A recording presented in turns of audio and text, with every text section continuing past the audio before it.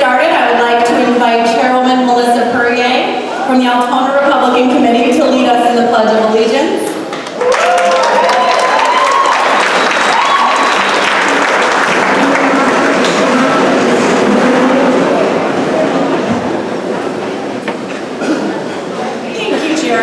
I told her I needed more mic time than the Pledge of Allegiance, but she said no.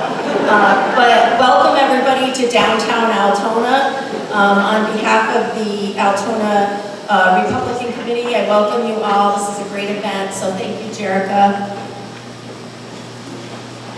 I pledge allegiance to the flag of the United States of America and to the republic for which it stands, one nation, under God, indivisible, with liberty and justice for all. Thank you. I'd like to quickly mention our sponsors: Duquette Building and Remodeling, Fuller Excavation, Luck Brothers Inc., PM Leary Restoration, River Van Gunlerts, and the Assembly candidate, Mr. Brent Davison.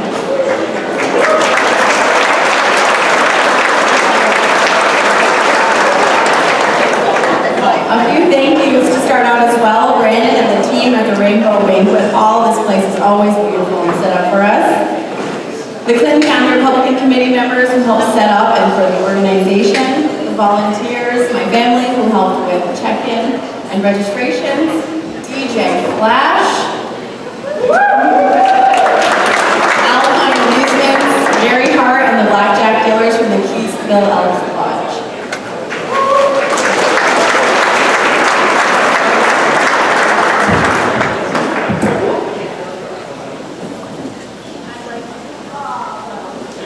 Okay, I'd like to now introduce our dignitaries, candidates, and committee officers. Please stand at your place as you are named. Our elected officials are Clinton County Coroner Chad Deans, who's also a candidate for Clinton County Treasurer. Area 1 Legislator Calvin Castine. Area 2 Legislator seeking re-election Francis Perrier. Francis is also the Vice Chair of the Clinton County Republican Committee. Area 5 Legislator Kevin Randall. And we have a visiting Assemblyman, Colonel Robert Smallman from the 118th Assembly District. Our remaining officers, Jeff Luck, Vice Chair. Matthew Carter, Committee Treasurer. Lorraine Torkelson, our Committee Secretary. And David Duquette, our Sergeant at Arms. I'd also like to have all of the town chair people stand right now for recognition.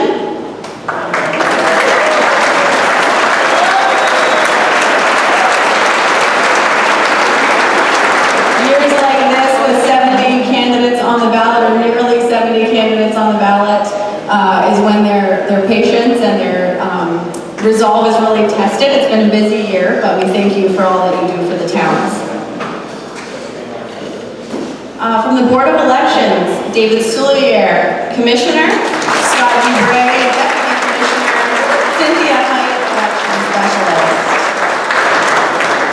From the Clinton County Teen Republicans, Chairman Kevin Castine.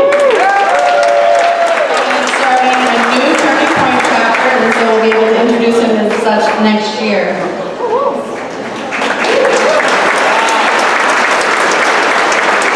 The remainder of our 2025 candidates, Mr. Brent Davison, candidate for New York State Assembly.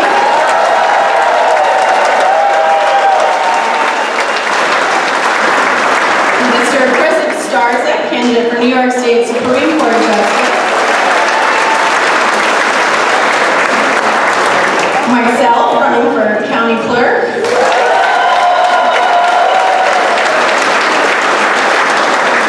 Ed Kirby, running for Legislator in Clinton County Area 4. Jennifer Facto Rabideau, running for Clinton County Legislator Area 6. And Brandon Walker, running for Clinton County Legislator Area 10.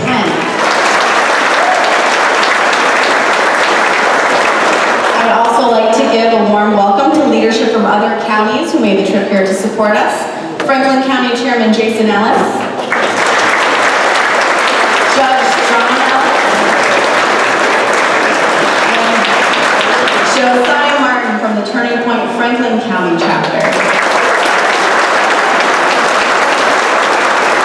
And from Essex County Conservative Party Chair Bill McGahey. And last but certainly not least, our keynote speaker, a friend to the North Country, and our guest, Joseph Pinion.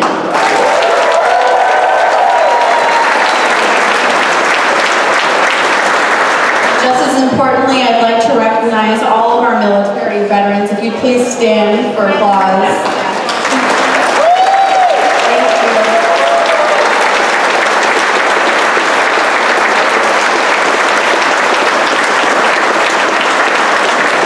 Thank you all for being here, and thank you for our freedom. Before I begin, I want to remind everyone here tonight of something important. Parties like this, great dinners, incredible speakers, they're wonderful, but I want to be clear. Our goals are accomplished at the polls. We need every single one of you to not just vote, but to make sure your friends, your family, your neighbors, your coworkers get to the polls too. We have an all-star lineup of candidates this year and real opportunities to flip the legislature, to take back the assembly, and to put people in office who actually care about this community. But the truth is that we can't do it alone. So tonight, enjoy the fellowship, but when you leave here, I ask you to commit, to vote, to donate if you can, and to pick up the phone and remind others to do the same. That's how we win, and that is how we protect Clinton County.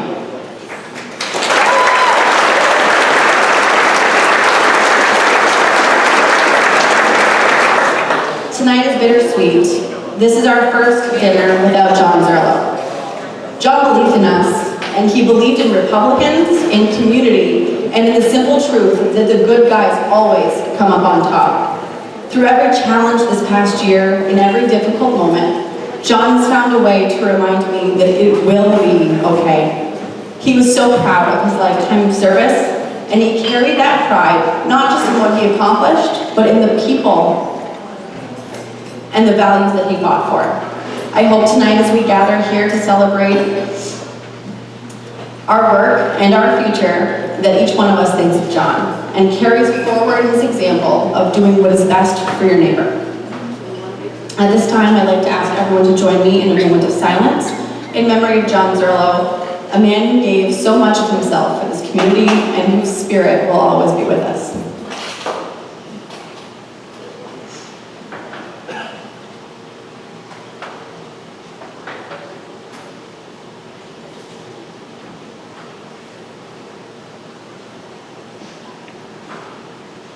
Thank you. Each year, I'd like to take a moment to recognize a few individuals who have gone above and beyond in their efforts to support our committee and our shared mission. These Chairman's Awards are not about titles or positions. They're about dedication, commitment, and the willingness to step up and make a difference. Tonight, I'm proud to honor a few deserving people. I ask that the recipients join me at the podium as your name. Hillary Rogers. Our first Chairman's Award goes to someone whose dedication and energy have been felt across the committee. Hillary Rogers has been a constant presence, always ready to step in and help wherever needed. She plays a key role in planning and organizing our annual golf tournament fundraiser, which is now proudly known as the John Zerlo Memorial Tournament. Hillary has shown great resilience. After running a strong campaign of her own and coming up just short, she didn't step back, she stepped up.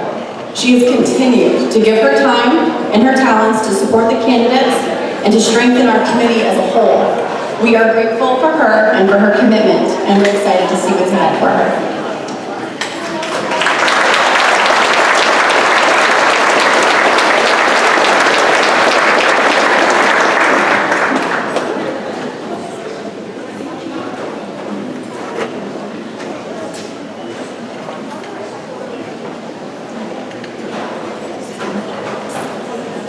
Our next Chairman's Award goes to Kevin Castine, a young leader whose energy and commitment are already making an impact in Clinton County.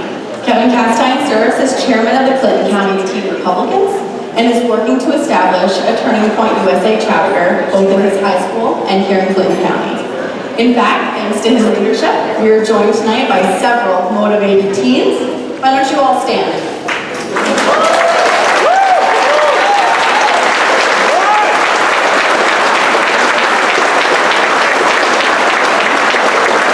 And they are eager to be involved in the political process. Kevin's enthusiasm is unmatched.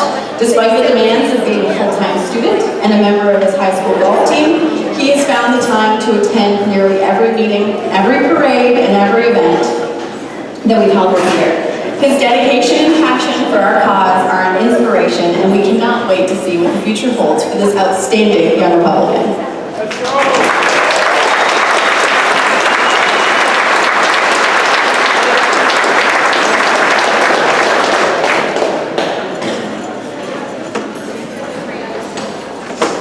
David Duquette. Our next Chairman's Award goes to someone who has shown true commitment to building a stronger Republican presence in his community. David Duquette first expressed an interest in running for Town of Plattsburgh Council, but instead of jumping right in, he made a promise to Republicans in his town to first build a strong committee that could support not just him, but every local candidate. As chairman of the Town of Plattsburgh, David kept that promise. He has built a team, launched fundraising efforts, and organized successful events, including a sold-out Inauguration Day gathering, all with the goal of lifting up our candidates and our party. Beyond that, David is always just a phone call away, several phone calls away, lending his time and energy to the county committee as our sergeant-at-arms. David's leadership and steady dedication makes him an invaluable part of our team, and I am proud to present him with the Chairman's Award.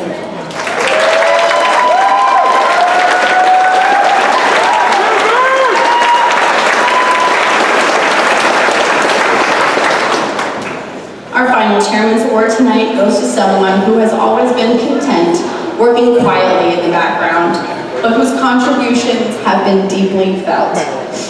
For years, John Zerlo Jr. has been there to support our committee, attending events, helping coordinate fundraisers, and driving all over the county to put up signs for candidates.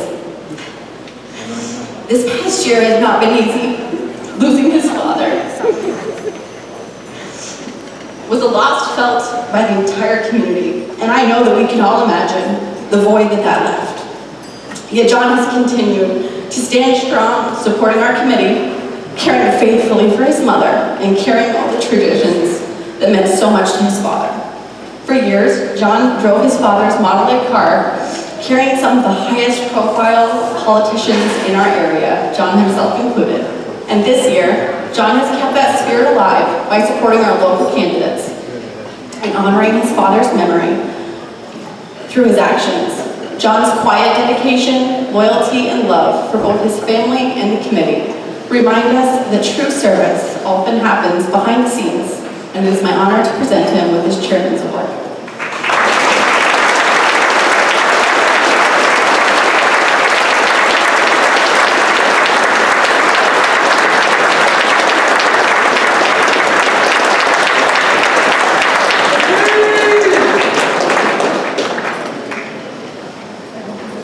At this time, I'd like to invite David Soulier, Clinton County Board of Elections Commissioner, to the podium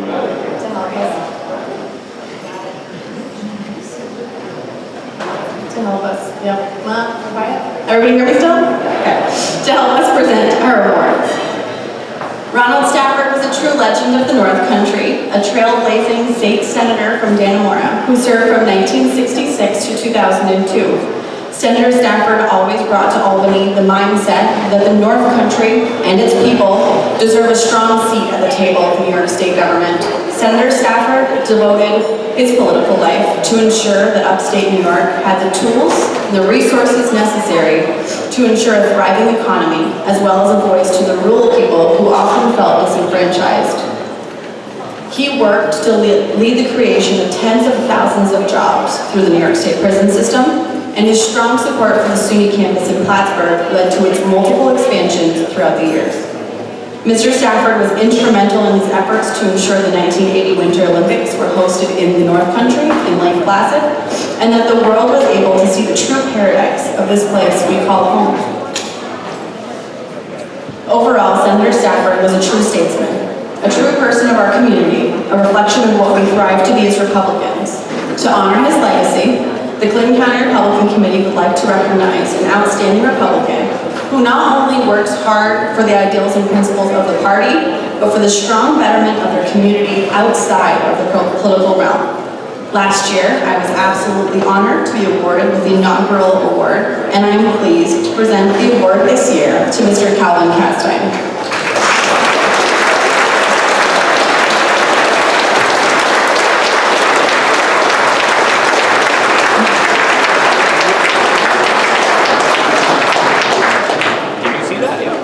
Good evening, everyone.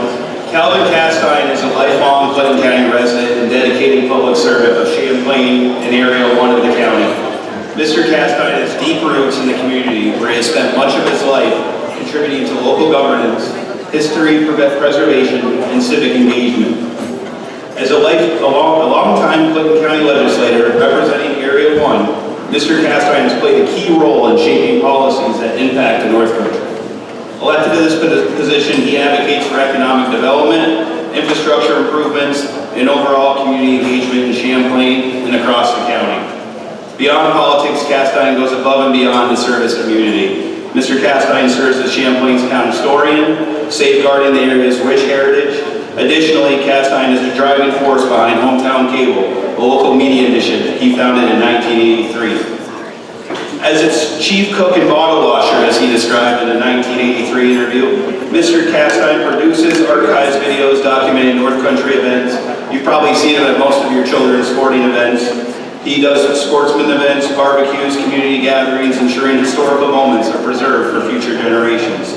His work fosters a sense of shared identity and continuity in Champlain and throughout the county. Throughout these roles, Calvin Castine exemplifies selfless service, blending historical stewardship with modern leadership to strengthen his beloved hometown. As a result, there is no one more deserving than Mr. Castine to receive this year's Ronald B. Stafford Community Service Award. Congratulations, Calvin.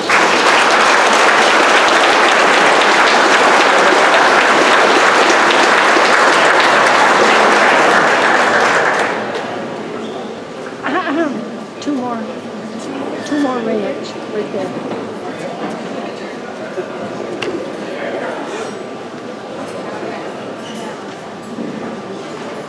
Obviously, I don't have a prepared speech. I was very surprised by this and honored and humbled. And just to point out that tonight I'm missing the 1,000th victory for the Chazy boys soccer team because I'm here. So sometimes you gotta pick and choose where you are, and this is where I needed to be tonight. Thank you very much. I'm very honored.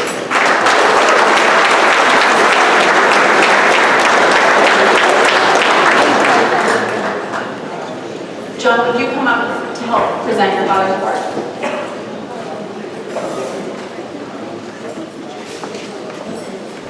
In 2023, we established the John Zerlo Lifetime Achievement Award to honor a Republican who has made exceptional contributions, served selflessly, and dedicated their time to the Republican Party and the community as a whole.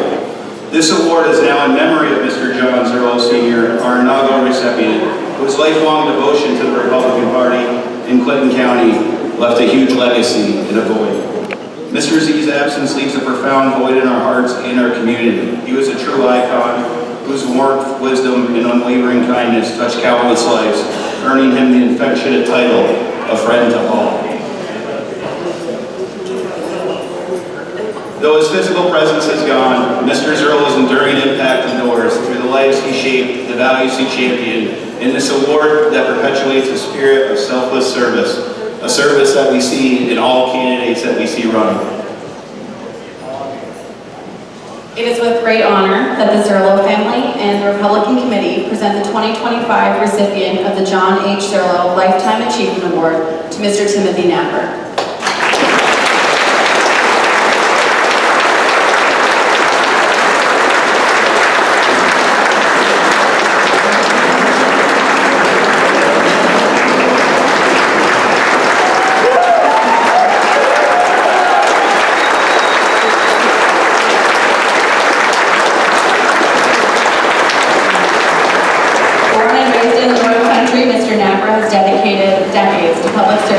embodying the values of hard work, fiscal responsibility, and local governance. Mr. Napper's contribution extends beyond town administration, marking him as a steadfast pillar of the Clinton County Republican Committee, where he has been an active member and supporter for decades. Tim's political journey began with grassroots involvement in Republican circles, aligning with the party's emphasis of conservative principles such as limited government and economic growth. As a lifetime Republican, he has consistently endorsed and advanced CCRC initiatives, participating in committee meetings, voter outreach, and the endorsement process. Mr. Napper's role in local elections has been instrumental. Mr. Napper has been a long-time town supervisor of the town of Saranac, where he's focused on pressing issues like high property taxes and community development. Napper's highlighted his efforts to keep taxes below the state cap, a priority that resonates strongly with the Clinton County Republican Committee platform and fiscal conservatism. Congratulations.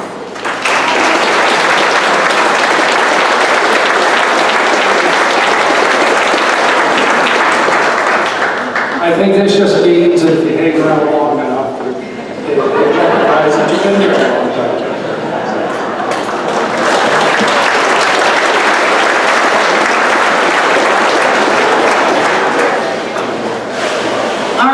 Army veteran, state trooper, husband, father, grandfather. Another title that Mr. Brent Davison will hold forever is deacon. Please bow your heads. Oh, we're interrupting the program. We're going to interrupt race.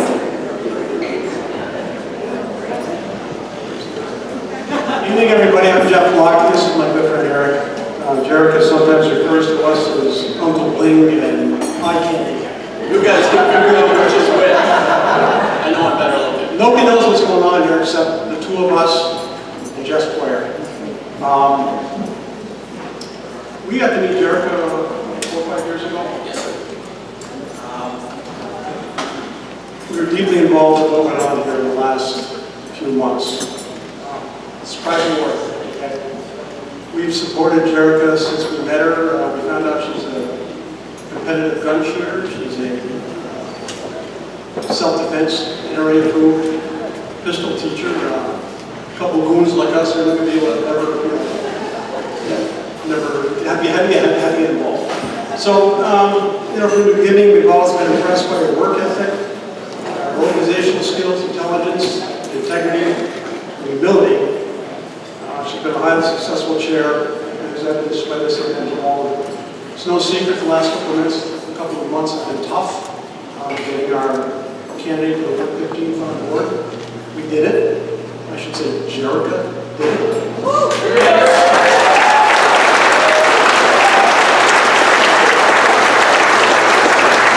It's very, very hard. Nobody knows how hard because she didn't share it with anybody. Eric and I were a little bit privy about the other, so we thought it's appropriate that we recognize her tonight.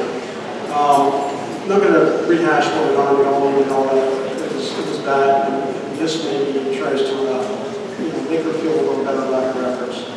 So I brought enough running up signage yesterday for some people, and I'm thinking, what am I going to say tonight? A song by Bob Seger came on, Like a Rock. I know there's a bunch of people here that know who he is, okay? I will sing it for you if you want.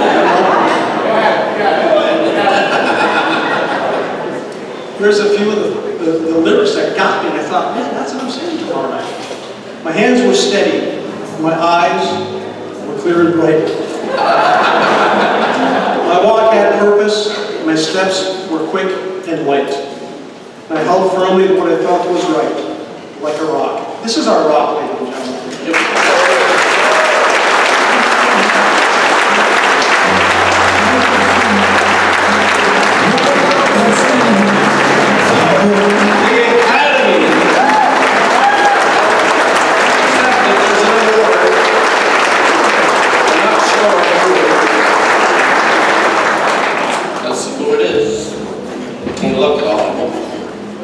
And it's Jerica Manning.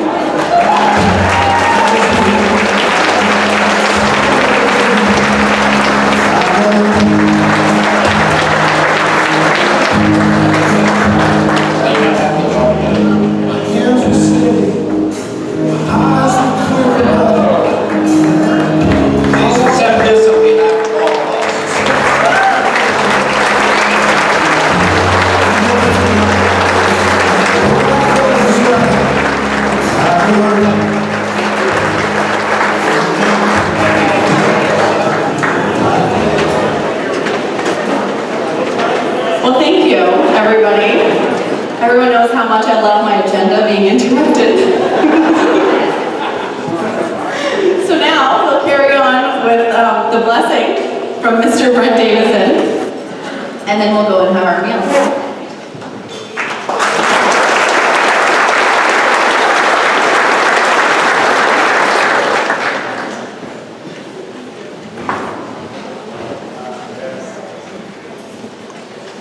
Let's please stand.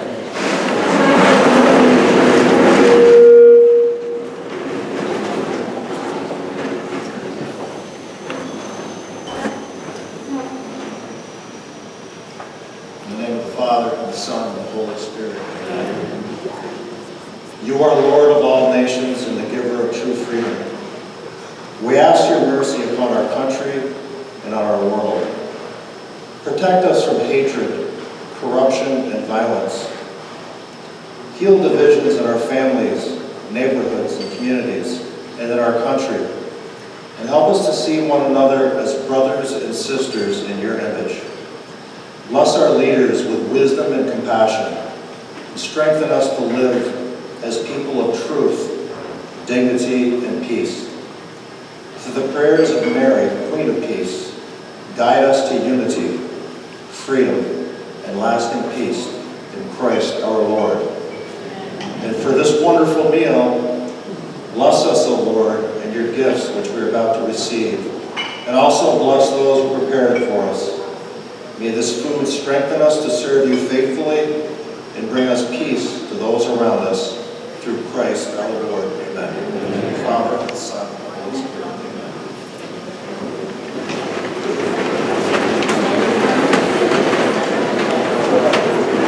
All right, dinner is ready.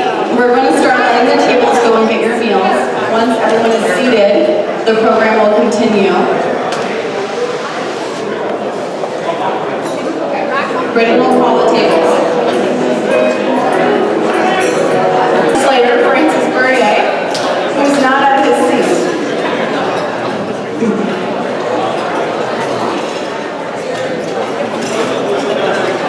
He's coming.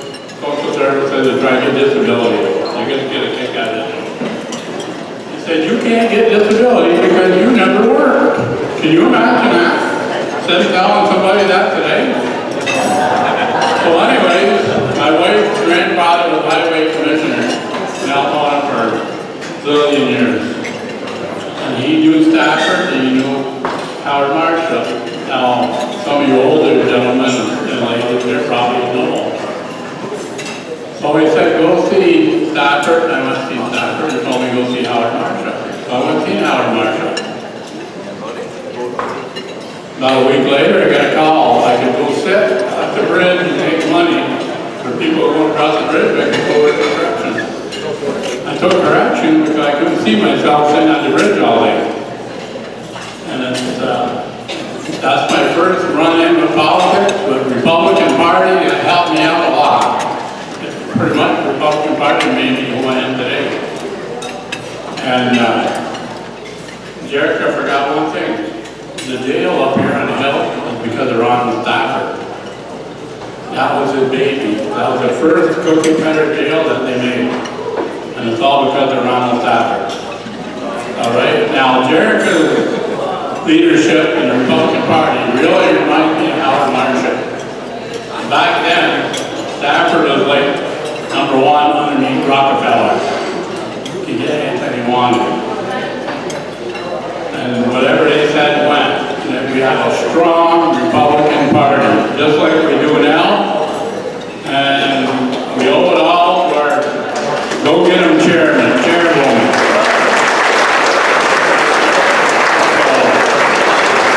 That's a little bit about me and a little bit of the history of the Republican Party that I grew up with. Okay, thank you very much. I hope you enjoyed it.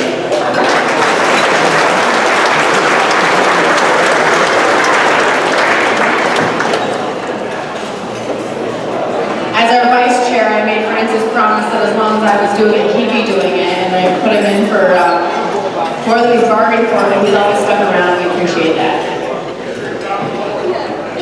Make sure I tell you to vote for him. You forgot that part. The next candidate's going to take note. Remember that important part. The next candidate that I'd like to introduce is Edward Kirby, who is a candidate for Area 4 legislator. We'd also like to wish a very happy 30th birthday to my cousin, the candidate for Area 4. Happy birthday, Eddie. Good evening and welcome, and thank you all for coming out to support us. I can tell you, it is my birthday today, and I can't think of a better way to have it than with a bunch of friends here this evening. So thank you for coming out and celebrating my birthday with me. But what I wanted to say is that to start off with, I've been a lifelong resident of Clinton County, and with that, I've been giving back for many years. I started with coaching youth baseball, basketball, soccer. I have been a member of the Boy Scouts as an adult for 30 years, now known as Scouting America. With that, I sit on many boards here in Plattsburgh, providing insight and direction for future growth. I've also been involved with many charitable organizations, not only involved with them, but I've actually had the privilege of leading these.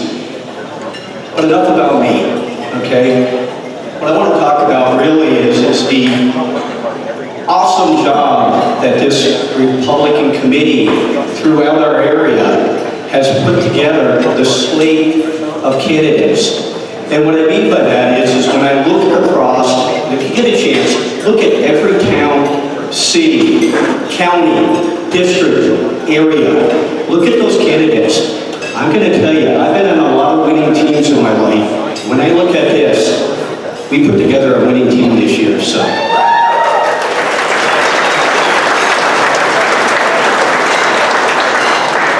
One of the things that I've had the privilege of the last couple of weeks is going door to door. And I'll tell you, you learn a lot from going door to door, talking with the people. And you know what? They have that common issue, and that is security, affordability. They're concerned about taxes. They're concerned about the energy costs. But you know what?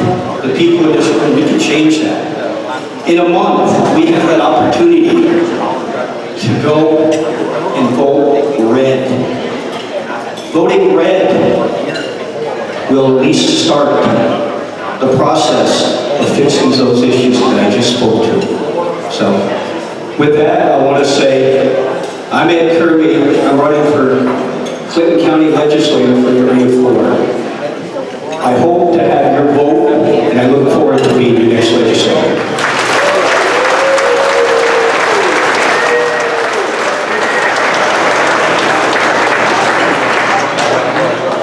Ed joined us at McSweeney's one day during the petition segment here. And said, you know, I'm looking to get involved in politics. I said, where do you live? And I pulled out my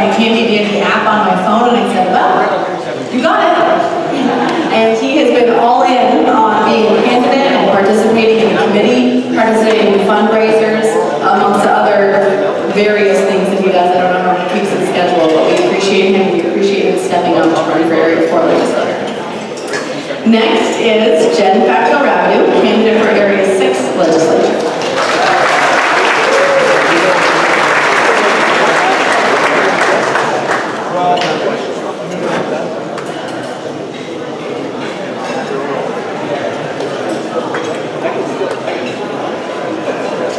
Good evening, everyone.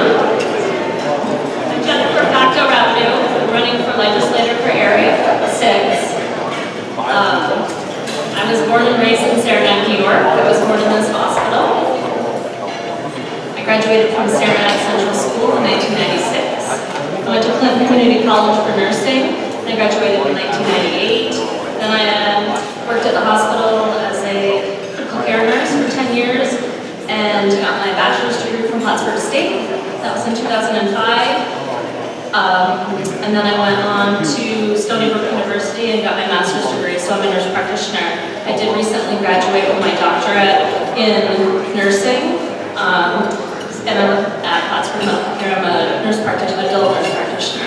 So I've been doing that for about 13 years. I also owned my own practice for approximately 6 years.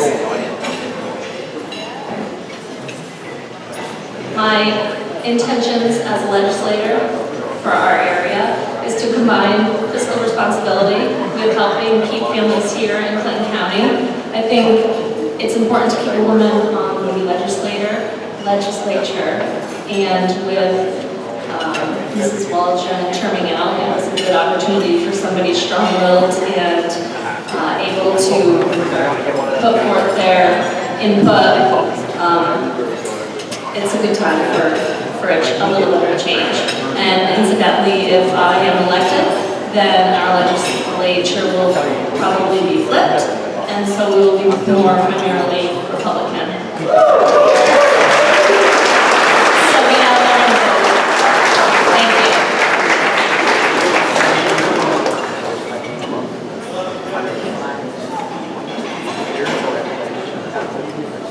When Jen graduated with her doctorate, she said, we don't have to call her doctor, but we could if we would like to. And last but not least, Brandon Wahlberg, candidate for Area 10 Legislator.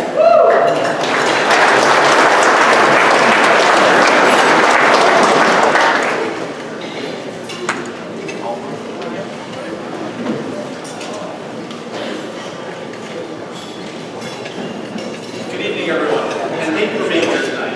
My name is Brandon Wahlberg, and I'm proud to be running to represent Area 10 in Clinton County.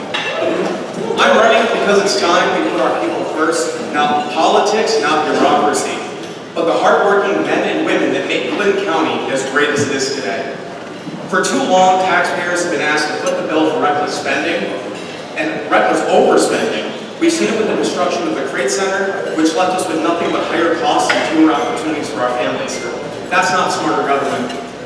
We need attainable housing so our working families can climb out of dependency, leave Section 8 behind, and become homeowners and taxpayers. We need to support law enforcement and end failed policies like cashless bail that put dangerous criminals back on our streets. And we need to focus on real growth, developing land wisely, building businesses, and creating opportunity right here in Clinton County. This campaign is about ending waste, restoring common sense, and putting our community first. Together, we can build a safer, stronger, and more prosperous North Country. When I am elected through your votes in November, I promise to fight for our people, our Area 10, and our Clinton County. Thank you so much for your time.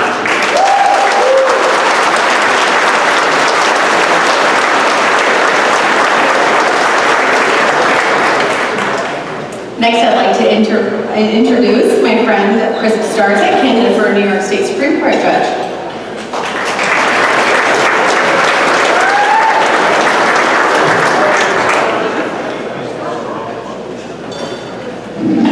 Thank you, everyone. My name is Chris Starczyk, and I have the fortunate position to be running unopposed. So,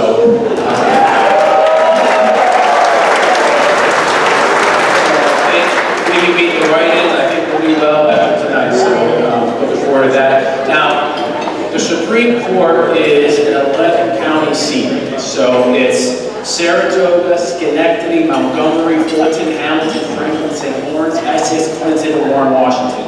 So to give you a perspective, that's the size of about Massachusetts and Rhode Island combined. So it's a very big district.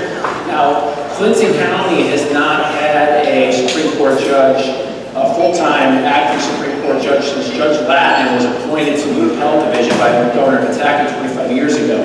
So Clinton County has had a series of rotating judges every year. So I'm thankful and honored that Clinton County, the Republicans, have put their faith in me that I am going to be your next Clinton County judge for the next 14 years. So.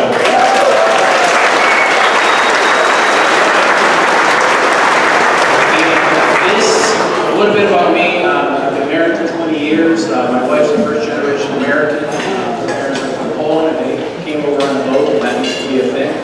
And I have 3 daughters. Ursula is 15, Agatha is 13, and Iris is 11. I've been a trial attorney for 25 years, and I started my career at the Appellate Division when Judge Latin was there, actually, so everything's been full circle. And I worked in the largest medical malpractice defense firm in the country, representing doctors, hospitals, and nurses in complex medical malpractice actions. For the last 18 years, I've been in my own firm, representing a broad cross-section of the community. I've represented Fortune 500 companies, small businesses, corrections officers, farmers, firemen, mothers, fathers, children, and a host of people in between.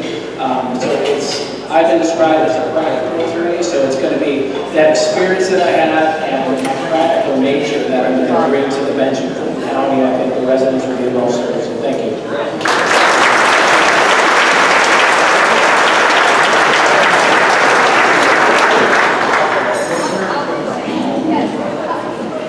Next, I'd like to invite up candidate for Clinton County Treasurer, our current coroner, Mr. Chad Deans.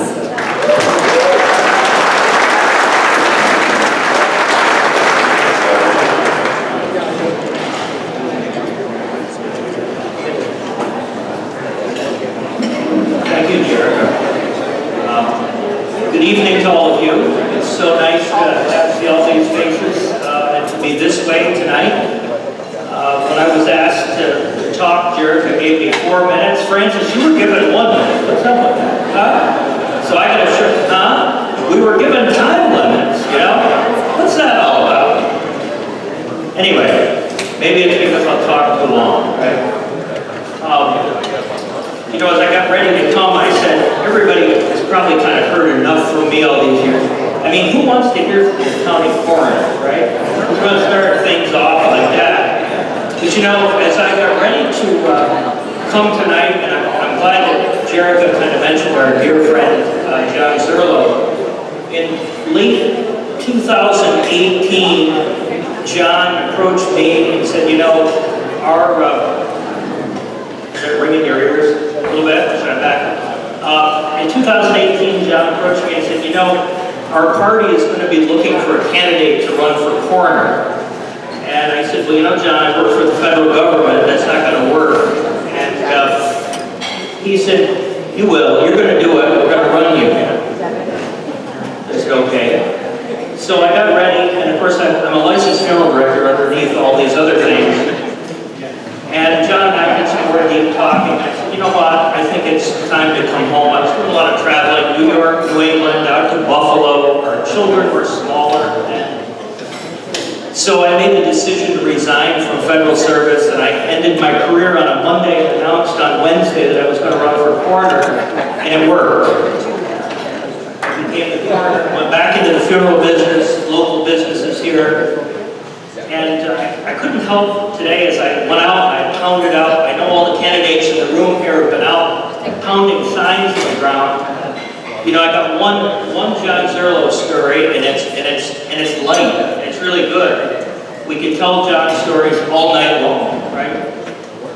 But you know, I got ready to go out with John, and he said, we pulled the truckless side. I had a little Chevy Colorado, and he got the front seat. He was really chipper in that year, 2019, and he said, let's get these signs in the front of the car. He said, you meet me at my house at 11 o'clock, whatever it was. We get there, and he said, he got ready to get in the truck, and he said, we need a dowel. I said, a dowel? What does he mean? What do we need a dowel said, what do you mean a dowel? I said, a wooden dowel? No, a metal one. He said, you need a spike. You need something. And his signs are pointed. He said, you're going to see very quickly. And I learned every corner of the county because John knew all the good spots. But the ground is very hard in some of these spots. You're pounding and pounding away. And he said, give me that. So he said, we went in his garage and he pulls this old golf club. The Zerlos have a lot of golf clubs. He pulled this old golf club and the end was about ready to come off, and he twisted on it, put it, and he said, push on this, let's break the end off. We broke the end off. He said, oh, this is our dowel. He said, we're going to go out, and he said, we're going to take this maul, and he said, we're going to pound this into the ground. You're going to get a stir, you're going to stink your sides into the ground. Can you hear John say that? Lower those sides, down there. You don't want the wind knocking them over. He said, get those sides and get on the end of this dowel and start pounding it into the ground. So I hold the ball. I said, John, please don't hit my hands. I have to make a limit. So he's hitting it, pounding away on the dowel. We get our signs on the ground. And you know, you learn the county and you learn the people with John, because he knew everybody around here. And I'd say, where do you want to go today? And he'd say, let's go to Scholar Falls today. And then maybe a couple of days would go by and he'd say, let's go to Salem. Let's go up to Clinton, wherever we were heading for the day. But you know, as you traveled around with John, you learned different places to be and different people, and he made it fun. I think everybody in here knew campaigning was fun. And now as I travel by myself, or sometimes Heather gets in the seat with me, she's really enthused about it. She likes to ride the other side. I don't tell her hit the dowel though. I just got to leave that out. She drives and I get out and pound the signs in. But if John Jr. can find that dowel, I think we should, that old golf club that we split and riddled apart, that's a keeper. We'll stick that up somewhere, John, if you find that. We'll put that behind glass. We pounded signs until we splintered the thing apart. So, I hope I don't have to beg for votes in this room. If I do, I think I better pack up and go home. But I would remind you that election day is November 4th, and we've got a great line, a great ticket this year. Really exciting. We're going to change a lot of things, I think. It's just kind of bring things back to yesteryear momentum. And I thank you all for being here. Please travel safely when you leave this place to go home. Okay?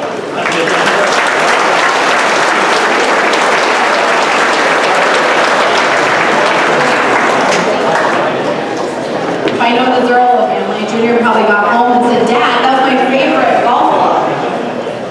Next, I'd like to invite out our candidate for New York State Assembly, Brent Davison, to introduce himself.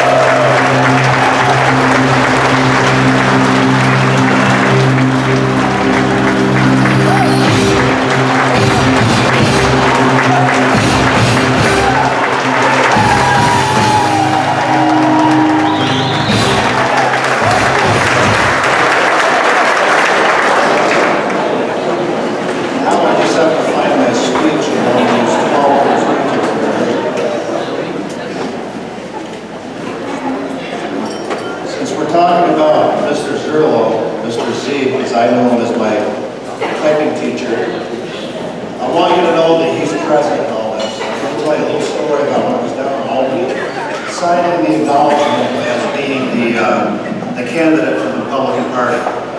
I didn't notice it right away, but somebody handed me a pen, and I signed the documents, and then it was pointed out to me that the name on that pen was John Zerlo. So he's here with all of us. He's working behind the scenes, and I feel pretty comfortable about that. So thank you. Before I get started, I know we did a moment of silence, but as a military veteran, a law enforcement veteran, I ask that we do one more for all those that have given up their life, sacrificed their life in the line of duty for our country.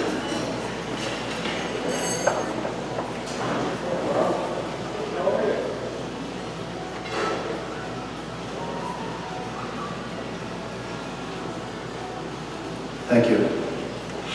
Never forget those sacrifices, those that made the ultimate sacrifice. Good evening, friends, family, and fellow patriots. It's truly an honor to stand before you here tonight county-sponsored Republican Party dinner. First and foremost, I'd like to thank you all for being here. Your presence tonight sends a powerful message that our community is engaged, it's committed, and it's ready to take back the state.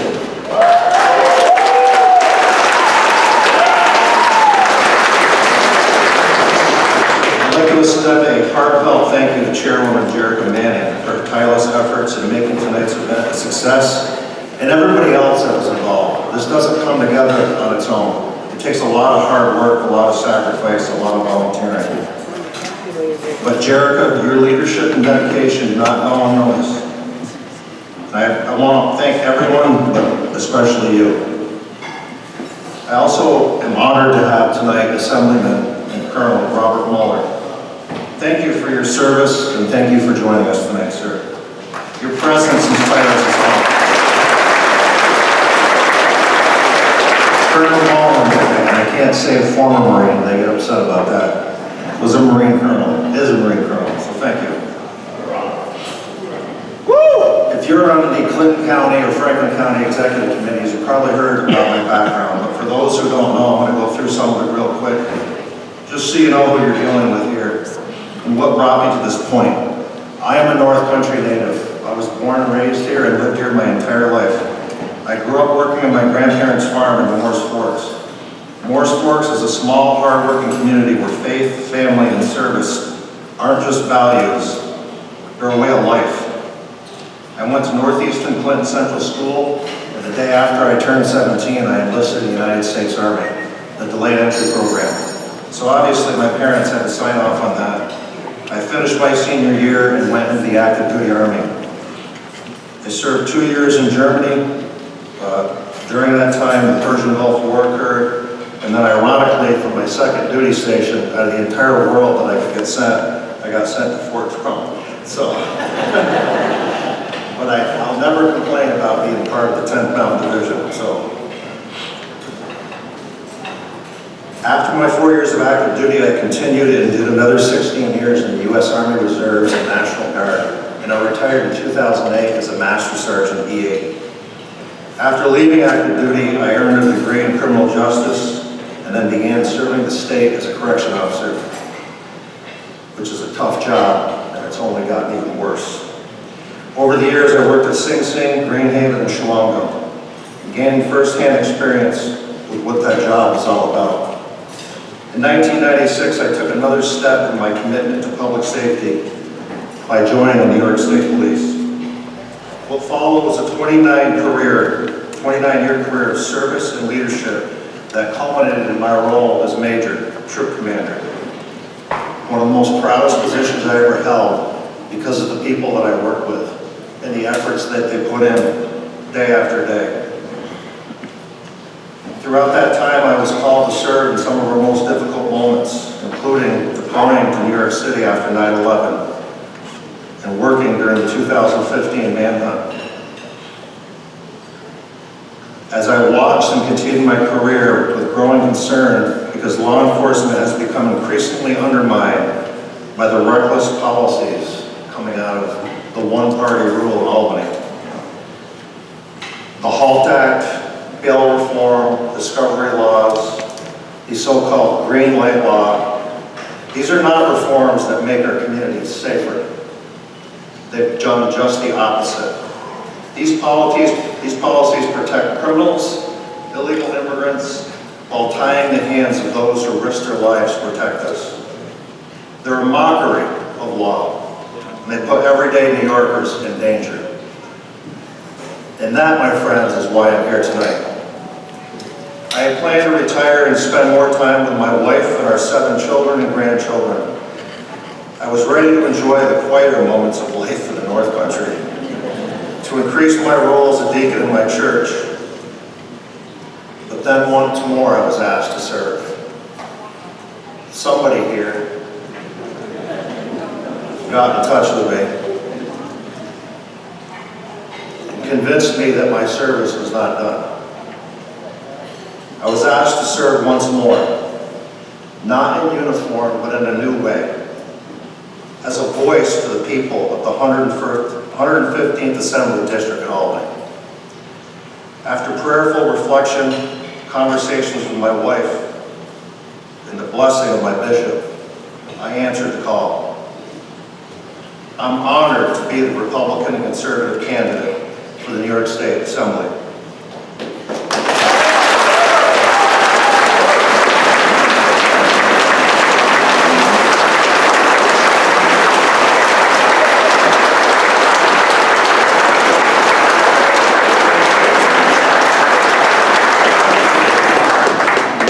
I'm running for only one reason, to fight for the people of the North Country. I'm not in this for personal gain. I'm not looking for a title, a promotion, or a political stepping stone. My motivation is simple. Service. Service to the communities that raised me, the families that I've sworn to protect, and the future generations who deserve better than what they're getting from Albany right now. Let me share with you a little bit what I believe. I believe in common sense. I believe that criminals belong behind bars, not on our streets. I believe our law enforcement officers, correctional staff, and first responders deserve respect, resources, and support, not to be scapegoated by political ideologies. I believe in making New York affordable again. Families aren't leaving the state because of the cold. They're leaving because of the crushing taxes, radical mandates, and the out-of-touch laws that punish hard-working people. Albany has made it too hard to raise a family, run a small business, or retire in peace. I believe in energy policies that make sense.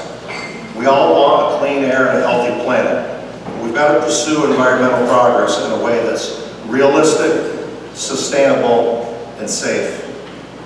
Right now, the radical mandates coming from the state are driving up costs, straining our infrastructure, and hurting the very people that they claim to help. I believe in parental rights and educational integrity. Our schools should be focused on teaching our children financial literacy, critical thinking, and the true history of our great nation, not pushing political agendas. Our kids deserve to know why America is good, why freedom matters, and why our future is worth fighting for. I believe in health care that works for the North Country. We must stop outsourcing care and relying on traveling nurses because Albany forced out our own during COVID mandates and mismanagement. We need to restore trust, incentivize healthcare professionals to stay here and serve our communities, and to return to policies that put the patients first. Above all, my guiding compass is this: God, family, country, and service. That's not just a slogan. That's how I live my life right now. Whether in uniform in my community or as a deacon in the church, I've always answered the call to service. Now I'm asking for your support so I continue that service in Albany. As your advocate, your voice, your fighter for freedom and common sense. This isn't a campaign, it's a movement to restore safety, affordability, and pride in our communities. A movement to bring faith, family, and freedom back to New York State. Together, we can do this. We'll make the North Country stronger. Together, we'll take back our state, one town, one family, one vote at a time. Thank you. God bless you all. And may God continue to bless the United States of America.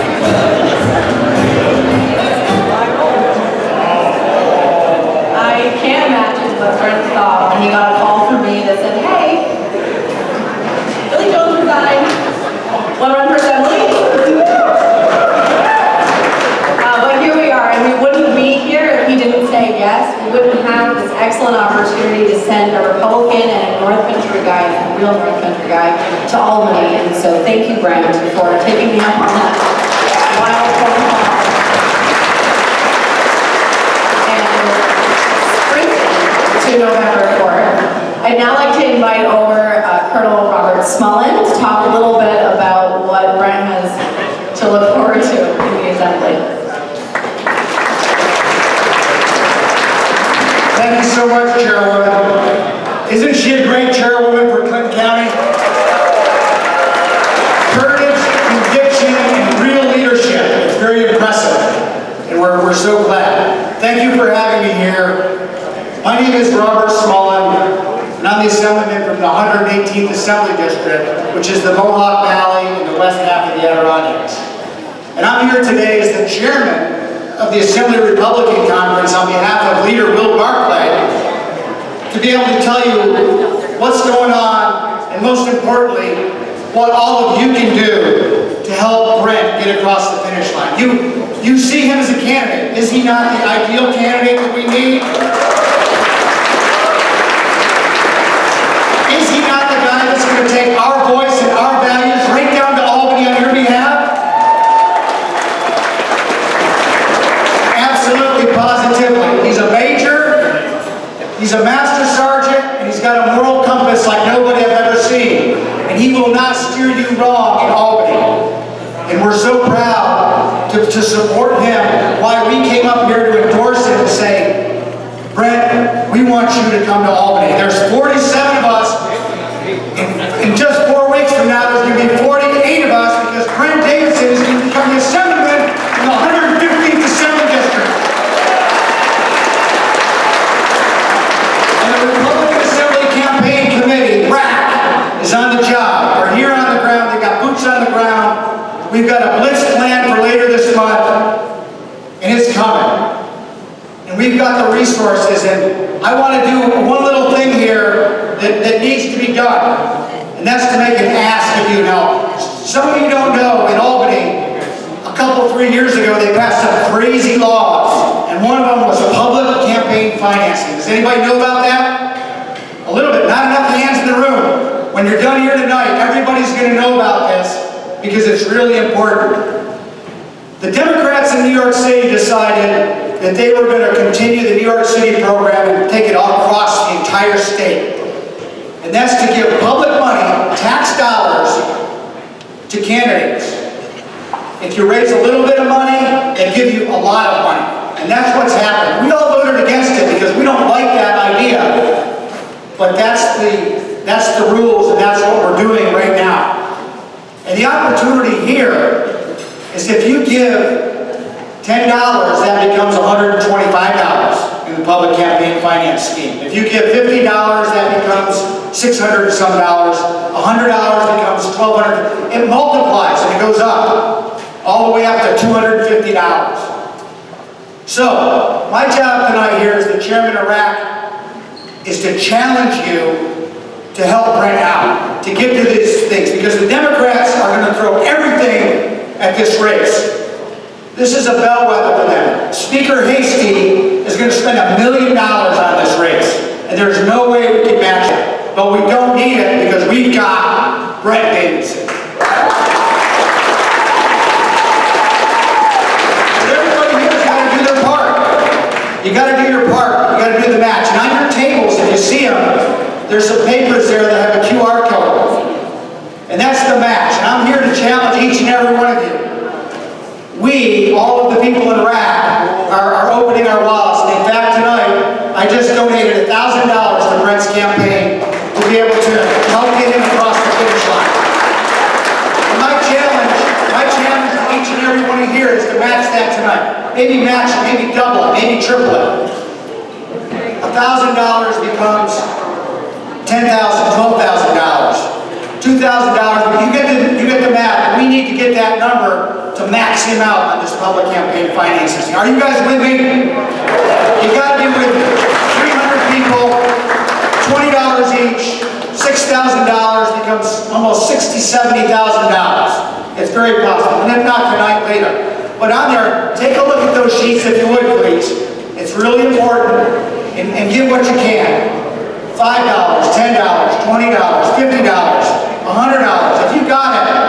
need to get Brent across the finish line because it's only 4 weeks to election day. And the best thing that we can do is to all chip in to help Brent. Are you with me? Awesome. That's my goal, that's my role, and I'm so proud to be here in support of Brent. We, the Republican Conference, are 100% behind him.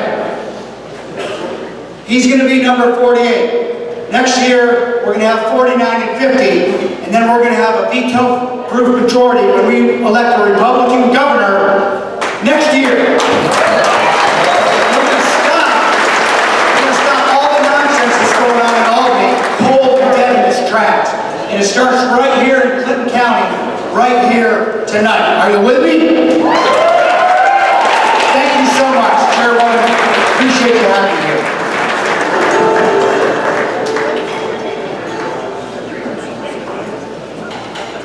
I don't know that anyone could match Colonel Smollett's enthusiasm.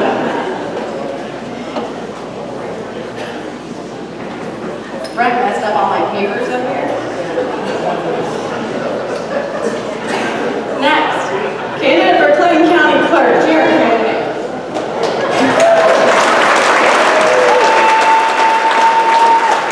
Sometimes I forget that I have to switch hats every once in a while, and this year I've had to do that several times. But from the chairman's perspective, again, I just want to thank everyone for being here, thank all of the candidates for stepping up, and I'll try not to talk so long so that you can listen to Joe Pinion and still have time to play some blackjack. So for those of you who I have not yet met, my name is Jerica Manning, and this year I'm a candidate for Clinton County Clerk.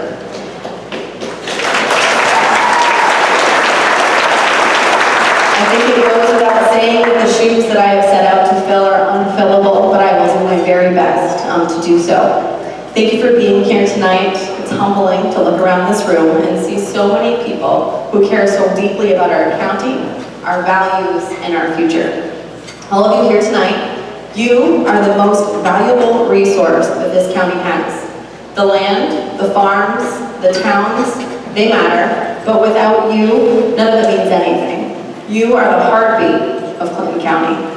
Protecting you, protecting our way of life, is how Clinton County will still look like Clinton County 100 years from now, and that is what drives me. My first act as county clerk will be to fix the DMV.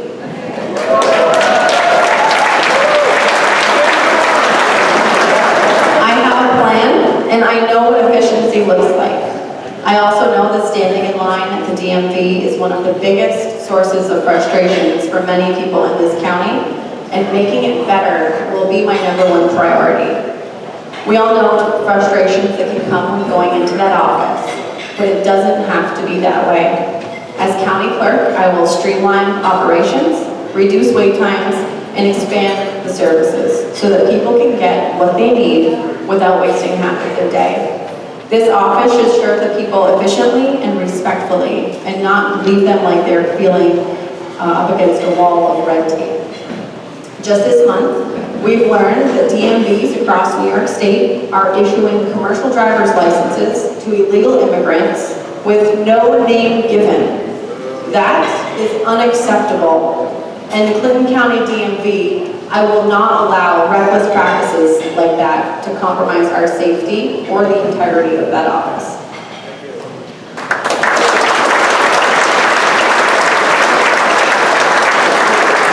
I will also make sure that the firearms application process is reviewed and is kept as straightforward as the law allows. New York State already has some of the strictest gun laws in the country, and I will not allow added red tape in the clerk's office to become another burden on responsible gun owners.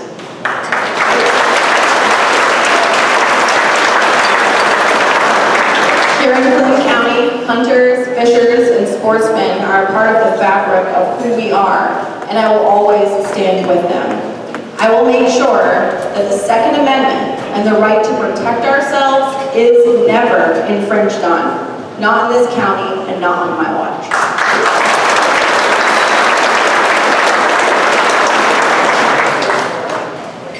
This is our county. and this is our home, and public service should be treated like home, with respect, care, and accountability from day one.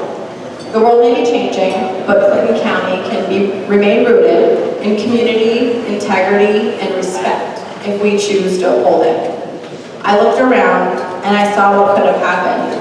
And if people like us don't step up, then we will lose everything that we have spent a lifetime building. The clerk's office is a foundation of trust between the people and their government. When you buy land, file a deed, or register your firearm, you're not dealing with politics, you're dealing with your life. And I will take it very seriously as my duty to protect that. The office is not about power, it's about public trust.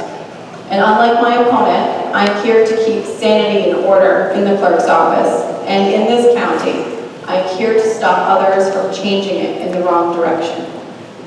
My opponent has already shown where her loyalties lie. She invited AOC right here to Plattsburgh and opened for her at the Strength Theater, turning our community into political theater. And that is not Clinton County values. That's chasing headlines. Now she wants to stand before you and play both sides, pretending to care about firearms one day while parroting her party's talking points the next. She proudly supports Kathy Hochul, a governor who has worked against law enforcement, against corrections officers, against responsible gun owners, and even our farmers and families with heavy-handed mandates. Those aren't small issues. Those cut into the heart of our safety, our freedoms, and our way of life. That's the choice in this race. Leadership rooted in Clinton County values, or leadership that bows to Albany and New York City policies. I know where I stand, and I think that you do too. In Clinton County, we've done just fine with honesty, hard work, and a commitment to doing what's right without Albany or Washington telling us how. And I am here to keep that process honest, clean, and accountable. No shortcuts, no favors, no games. I didn't step into this to chase applause. I stepped in because I believe in this place. I believe in these people who get up early, pay their bills, raise their kids right, and ask for nothing more than fairness and a fair shot. And that's who I'm doing this for.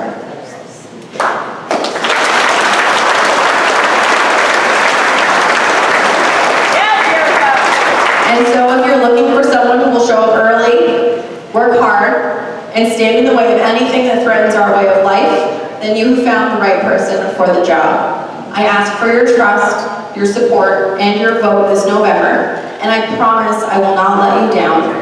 Thank you, God bless you, and God bless America.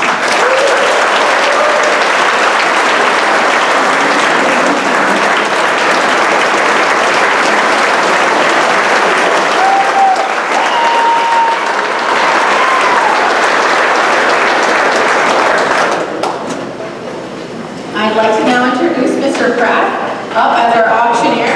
We once again have a Clinton County Henry rifle that will be auctioned as well as a shooting bench. He'll tell you a little bit more about that. Thank you.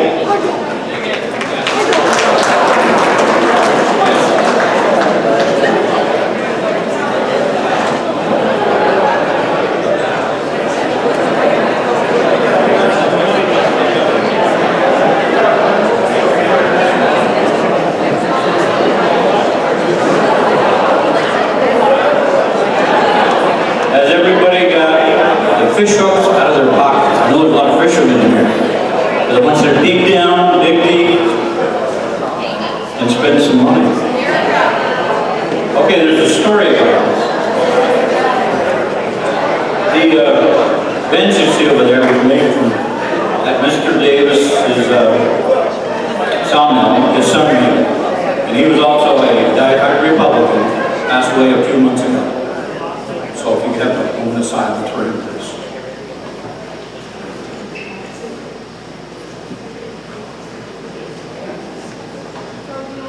Thank you. I got one story to tell, a real quick one about Mr. Davis. I shanghaied him when he was just a kid. And he probably can tell the story better than I can. I used to put up Martin steel silos. And I had a couple of men quit. And we're 70 feet in the air, putting a roof on. And I was friends with his dad. I said, geez, I don't know what I'm gonna do. I can't get anybody that's crazy enough to go up 70 feet. Boy sitting here, how much money are you paying? I said, how much do you want? Well, all I can get, Mr. Pratt. Anyways, I said, if you're worth the money, I'll pay it. He went up 70 feet, never asked any questions, and went right to work. You know how hard it is to put a nut bolt on 70 feet in the air? You're walking on 16 inches of scaffolding that you've never been on. He did the job, never asked. You do the same thing personally. So go to the top, they'll get the job done. Guaranteed. I'm noticing the baby.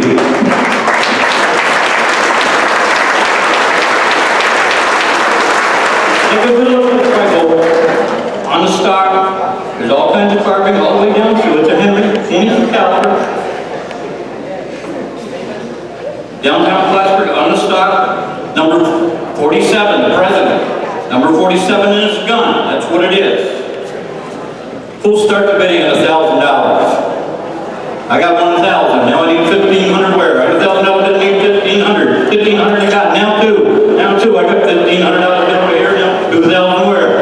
2,000, I got 1,500. 2,000 I got, now 25. Now 25, now three. I got 3,000, 3,000 I got, 35. You know what it was last year, folks? It went for $4,000. We made a little more money this year. We already got 35. We got to put that in an open. 35. Now four. Now four. I got 35 right here. I need 4,000. 35 I've got now. I need four. 37.50. Somebody give that bucket a kick. 37.50 where? 37.50. 35 I've got right over here. 37.50. Now four. Now four. I've got 37.50. I need 4,000. About the right hand side of the room here. Everybody's bidding on the left. How about the right? The right. You gotta go across the aisle. The right and the left. 4,000 where? 37.50 I got. 4,000. 4,000 where? I got 37.50. 4,000. Wink, blink, nod, and I'll take your bid. 37.50 I got. 4,000 where? 4,000. Did you raise your hand? No. She was blind. I know. There's something going on with it. I got 37.50. Need 4,000. 4,000. Sold it. 37.50.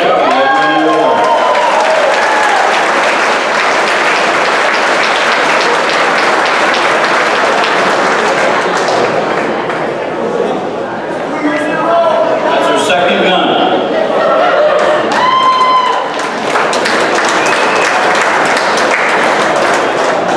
I hope her husband's sleeping with both eyes open.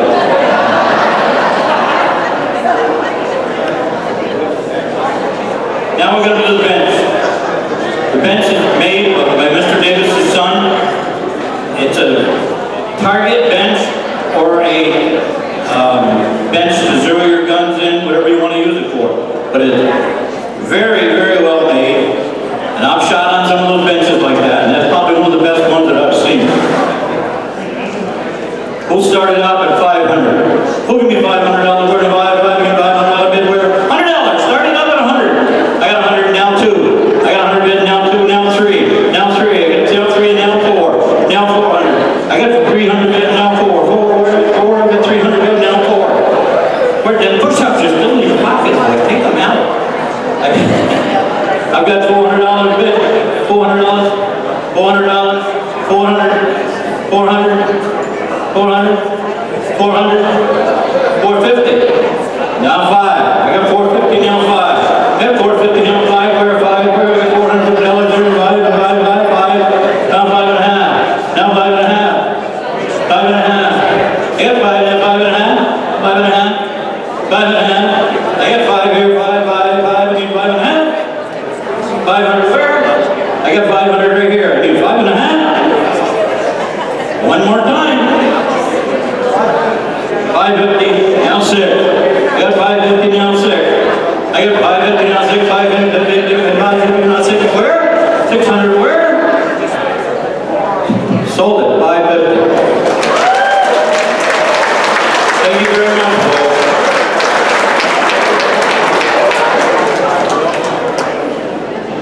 I was told that came with delivery from Daryl Bernard. Is that true?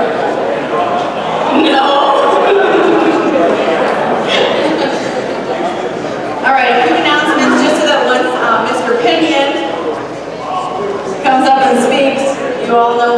do with your blackjack winnings and tickets. So everyone was given a red ticket. You'll cash that in with your blackjack dealer, and they'll give you $300 worth of chips. You can buy extra chips over at the table in the corner once the table game's open, which will be after our keynote speaker. I also just want to let everyone know that Turning Point USA is here, and if anyone wants to sign up to get information, they have a table in the booth over there. And I want to thank the McAvoys for coming. And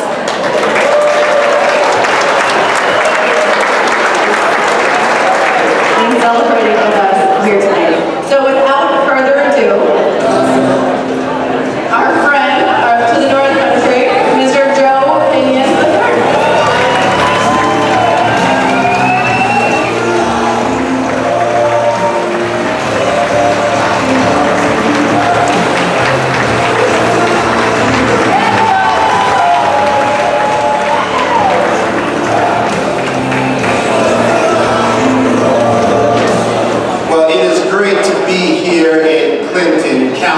Once again with all of you. You know, it's interesting. We sit here and we gather, and for me, it truly is bittersweet. I remember when I made that fateful decision in 2022 to quit my job at Newsmax and run for U.S. Senate against a man named Charles Ellis Shue. And so you begin to travel this state, and you find out who people really are, the core essence of our state, this nation that we love. Right? If you were going to come to the North Country, then certainly you had to beat a path to the front door of a man named Zerlo. And we lost that giant of the North Country on December 11th, and I remember thinking at the time that perhaps the date was apropos. That on December 11th of 1972 was when the last manned mission, Apollo 17, landed on the moon, and we haven't been back since. And you think of the legacy of a man in Zerlo who has done things that no one else has done things that no one might dare to do. And the challenge is that how do we get back? How do we move forward? It's been generations since we've been back to the moon. Let it not be generations that we take to uphold the legacy that he embedded in the foundation of this county, Clinton County. And so I was on my way up here. It's been a busy week as the campaigns begin to get fired up, and of course my fiance Stacy, she asked me on Wednesday when I was going to an event in Saratoga, what are you going to talk about this week? And I said, well, there's this phrase that keeps coming back to me that says that tax policy will not save us. And she said, that sounds like the most boring speech I've ever heard in my entire life. And I said, it's not about that. It's about the fact that we don't know how to have the conversation anymore. When I ran for U.S. Senate, when I stood before you last year, I said that the reason that the 2024 election was so important was because our inheritance was under attack. And as we move forward here, as they continue to do everything humanly possible to undermine President Trump, to continue to castigate their neighbors, to go as far as putting a bullet in the neck of Charles Kirk, you have to keep wondering, how much longer can we keep talking about tax policies? How do we talk to people about the importance of those who raise their hand to serve this nation, those who have given the full measure of devotion, when there are those who don't even believe there's anything about this country worth fighting for? How do we continue to have a conversation with people about our God-given right to defend ourselves with individuals who don't even believe in God?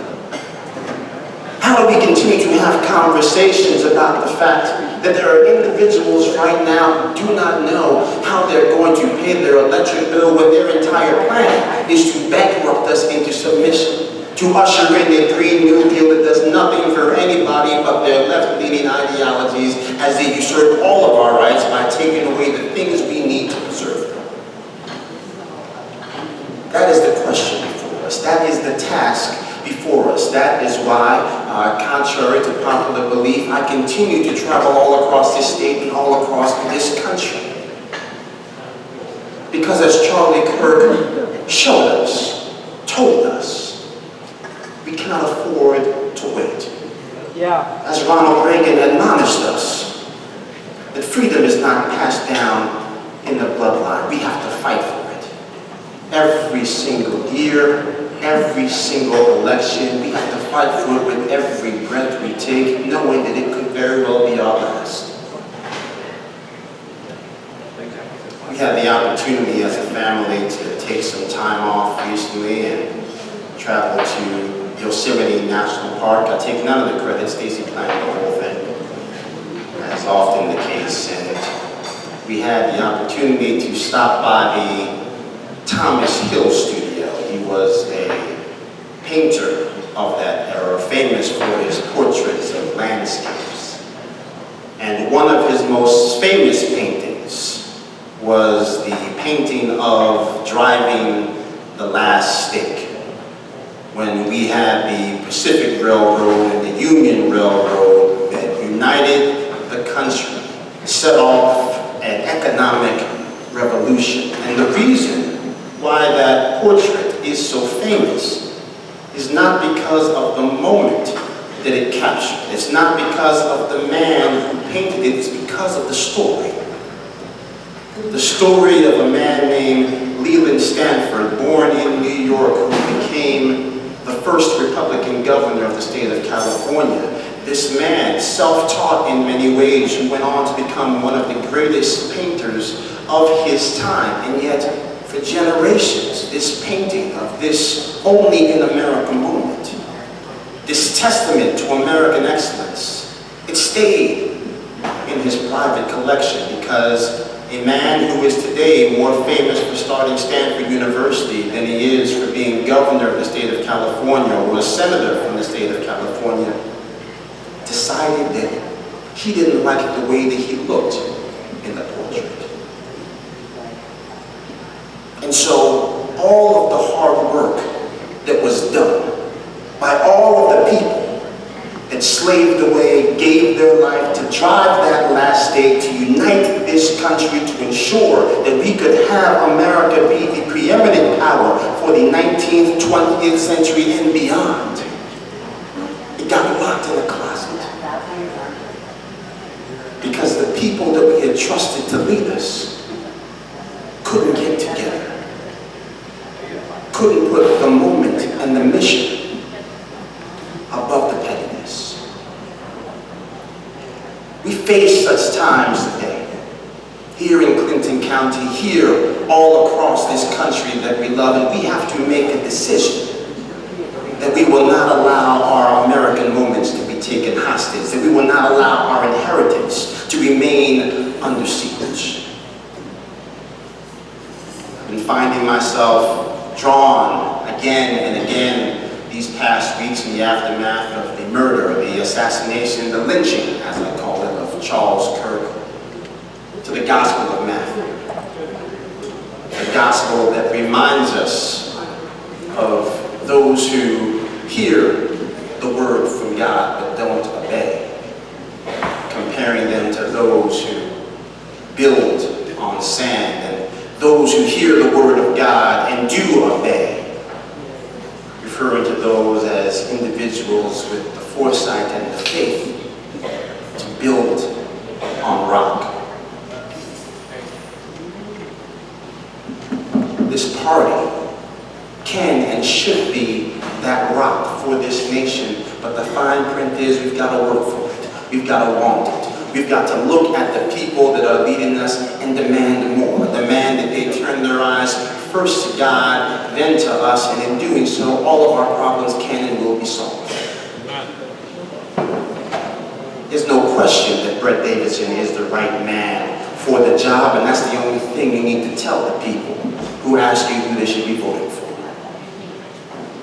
Vote for the man who has demonstrated in thought, word, and deed that he will put the people first. Do not vote for the man that cheers when Alexandria Ocasio-Cortez comes to town. It is unquestionable that Jerrica Manning is the right woman for the job.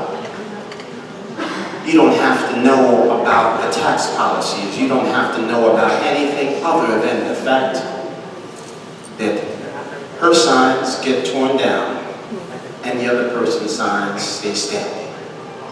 Because we don't have to tear people down to succeed. We just need to keep putting our feet firmly in the ground like that tree standing by the water and declare that we shall not be moved. That this American moment shall not be stolen. And so that is what I'm asking of all of you today, to look within yourselves and ask yourself the question, what do I want to leave behind? What kind of Clinton County do I want to live in? What kind of New York State do I want to build? Because it's quite clear that this empire is sinking into the sand beneath our feet because the people that lead it have heard the cries, but they have not heeded the message. When 14,000 correction officers walked off the job, stood next to burning barrels in negative temperatures, they heard the cry, but they did not heed the message. They looked in the eyes of people married to correction officers stricken with cancer and told them, we care more about our politics than we do about your life. They looked in the eyes of individuals still on the job struggling with multiple sclerosis and they told them, we don't care about your pain, bring your behind back to work. That is not leadership that we can applaud. That is leadership that must be unended. And the people in this room, they will throw the elbow. All of you have the capacity, one door at a time, one phone call at a time, to ensure that Clinton County sets the example. You know, I was with my mother earlier this week and we were driving down the road and I had this dawning realization as the dog was in the back seat because we had to take her to get a bath. What in the world am I doing? Why do we keep driving this Kia all across this state? Getting stuck in snowdrifts, spending time away from the woman I hope to spend the rest of my life with if she'll still have me after all this insanity. It's because of the fact that we have nowhere else to go. That famous quote from Abraham Lincoln who says he's been driven to his knees by the overwhelming conviction that he has nowhere else to go. And in those moments when we feel as if we have nowhere else to go, as Lincoln did, we first drop to our knees and then we stand up. And we save this country that we love with the eyes of God ahead of us, with his hand on our shoulder to say, we will not lean on our own understanding. We will lean on each other. We will lean on the word, and we will push forward.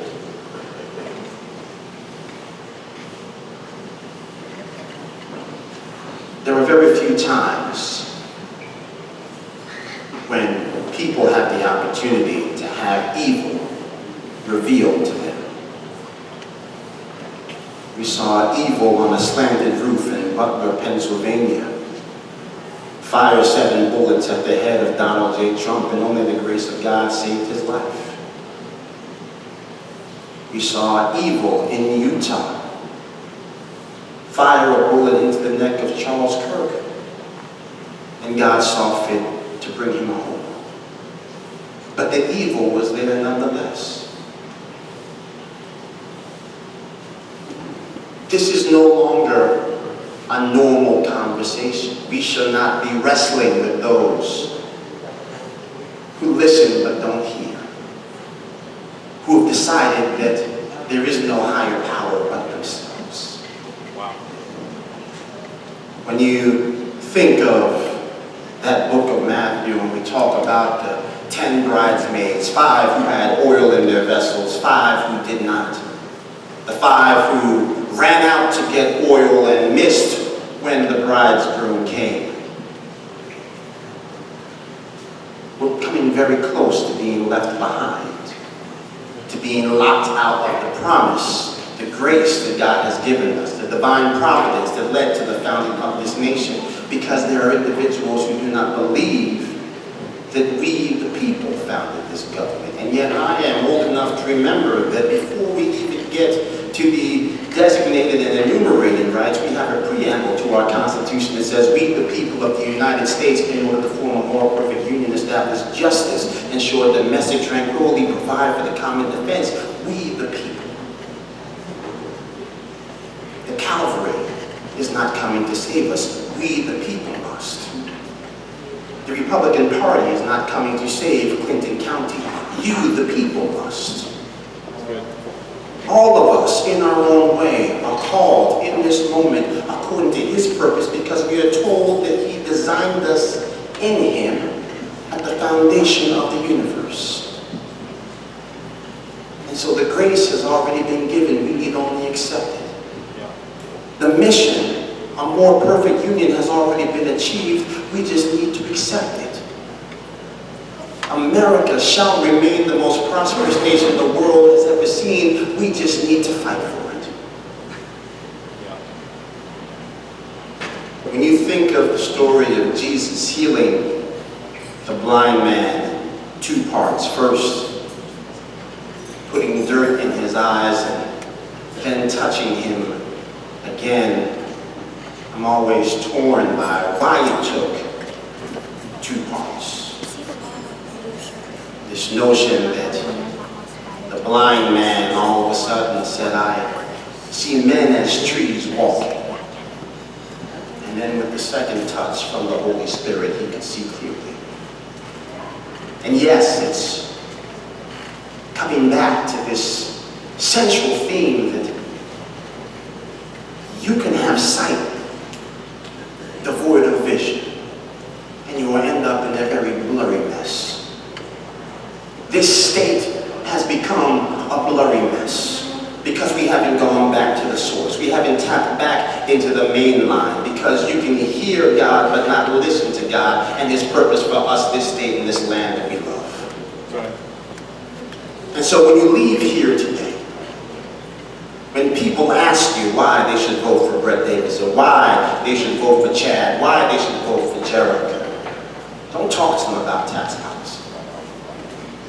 Don't even talk to them really about the policies. Tell them, because the North remembers.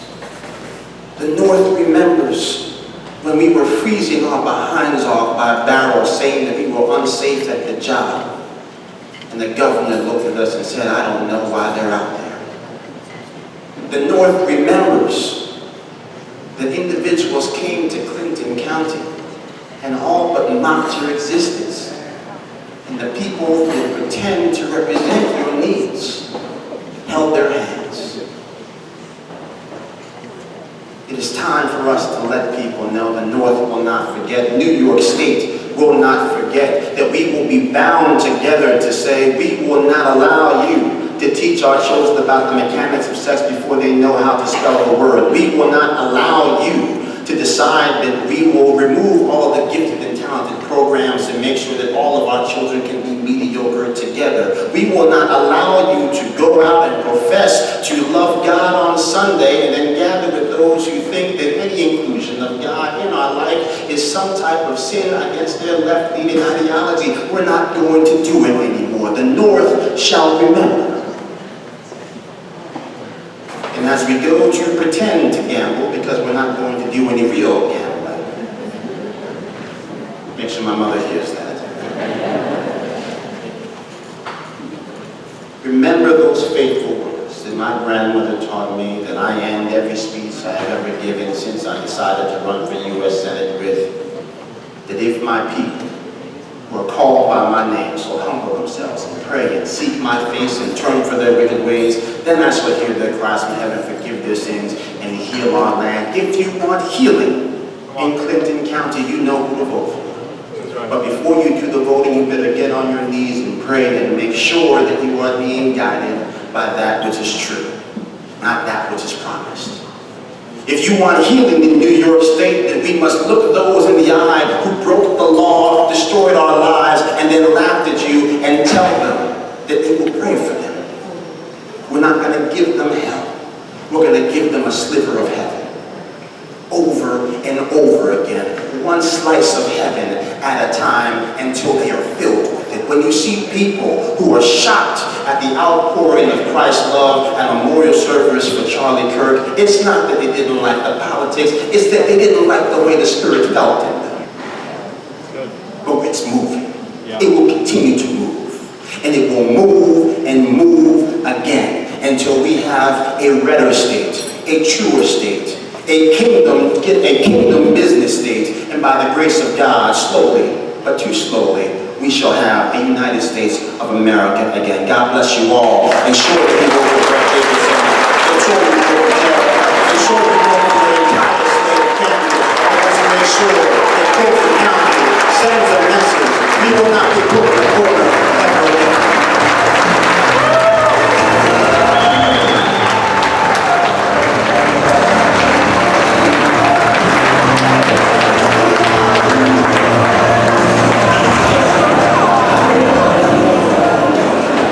Thank you, Joe. Thank you, everybody. Thank you, all of the speakers.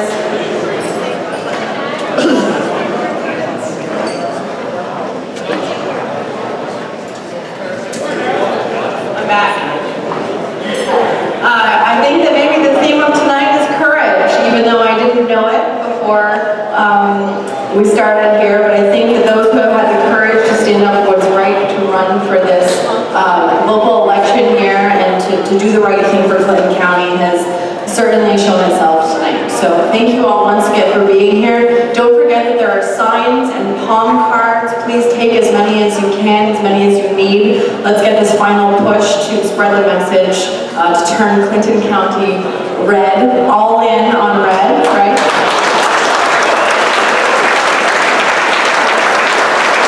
And now the blackjack tables will open. There are lots of gifts that were generously donated by town committees, local businesses, and candidates. And so you will have your red ticket. That'll give you $300 worth of chips. You can exchange that ticket at any gaming table for playing chips.